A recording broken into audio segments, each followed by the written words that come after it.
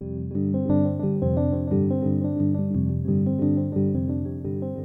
story was the city of Yakima had this old house, which was a historic house, and it was a really sad house, and it was about to be torn down if nobody came forward to save the house. And so I said to my wife, you know, that'd be a great house for neighborhood health. Let's run down and take a look at it. And so we got down there, and all the windows were boarded up. The front door was boarded up, but we kind of pulled stuff apart and peeked through the window. And so I said, I think I'm going to call Anita and get that house, see if we can get that house. I had looked at this front page story about the historic Richey house, and I said to myself, wow, that'd be an interesting neighborhood health project. And then I kind of threw the paper aside and said, my board would think I had lost it if I suggested such a thing. So Don calls me and says, get down here right away. You won't believe what I'm seeing. When we got inside of it, it was a disaster.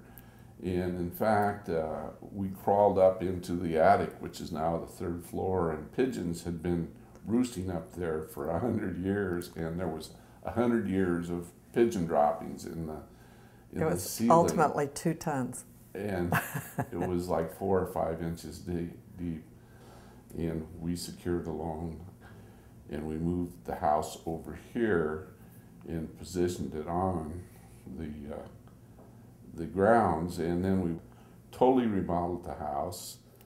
And the Historical Society then came and looked at it after we were done the commission, and they were amazed that we did all this work, we restored everything, and we pretty much fulfilled their standards.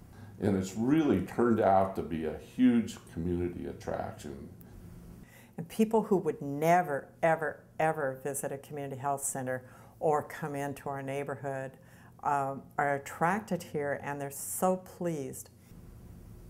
We got 16 new exam rooms and lab support space and provider support space. And then we got a full-size conference room at the top level, and then this level, because of the beautiful floors and just the glory of this, we have kept this as conference room space, and I use it as my office. When we had our grand opening, a woman whose maiden name was Adele Richey, and she was in her late 80s and had grown up in the house. And when we heard she was coming to our grand opening, we weren't quite sure how she would feel about her childhood home being turned into a community health center. And when she came in and she saw that we had preserved this floor and what we had done with the house, she was very emotional and very tearful and very grateful. And she said about 5 years earlier she'd been in Yakima, and she drove by the house and it was all boarded up and looked like it was coming apart. And she said that she went up to the house all boarded up and walked around it and said her goodbyes to the house because she thought it would be gone forever, and how touched she was that the house was preserved. And that was all because of Don. Don saw the possibilities and made it happen. So we're just thrilled with it, and we love being able to use it to bring people in. It's very, very special. We're very happy about it. Yeah, it turned out well.